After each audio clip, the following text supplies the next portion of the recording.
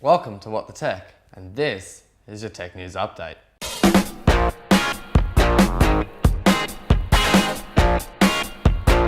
Software giant Microsoft is claiming November is the best month ever for Surface sales, following Black Friday deals for the Surface Pro 4. However, while the company claims that more people are switching from Mac to the Surface than ever before, they are yet to provide sales numbers. Microsoft believes that the disappointment of the new MacBook Pros and the trade-in program for MacBooks are what led to the switch. Microsoft is also expanding their availability of the new Surface Book with Performance Base.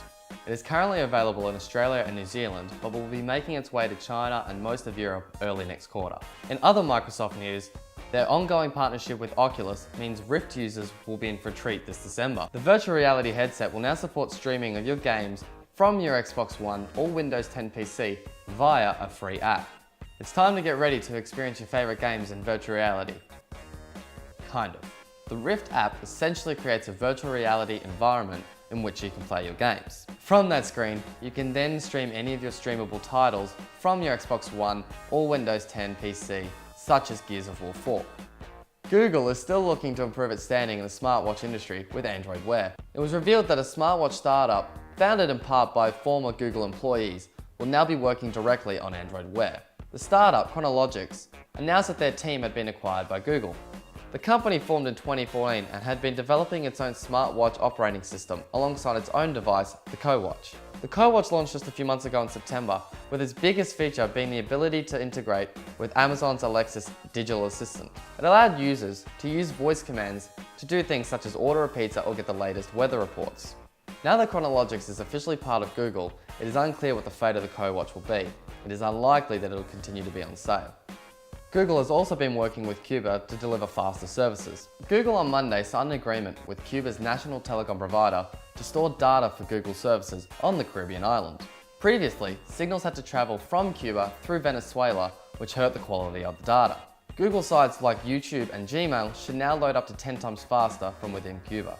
Apple may be considering investing in a tech fund from Japan's SoftBank group, which is hoping to raise $100 billion. Apple is said to be considering to invest $1 billion in the fund, however this remains speculation.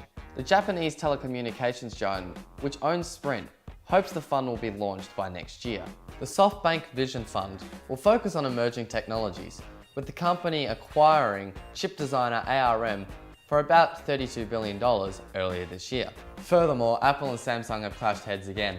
Since launching in 2014, Apple Pay has been one of the leading contactless payment options, with support for hundreds of banks and retailers across the world.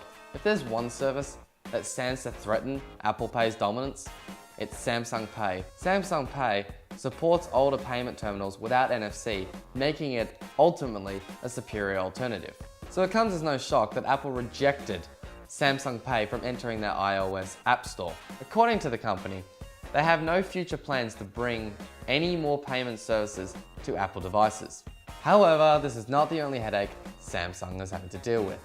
Last Friday, Samsung issued a press release regarding a new update that will disable all remaining Galaxy Note 7 devices. The update that will roll out on December 19th will prevent all remaining Galaxy Note S7 devices from charging altogether. This follows a previous update that limited charging to 60%. Samsung previously issued an update that presented users with a notification stating that they should return their phone whenever it was turned on. Per Samsung's press release, 93% of devices have already been returned. The remaining 7 will get the firmware update and will become inoperable. While the update will be issued on December 19th by Samsung, it will be up to carriers as to whether the update will be pushed on to its consumers. That's all for today's update. Be sure to head to whatthetech.com.au, links in the description, and also hit that subscribe button for more news updates. Have a great day.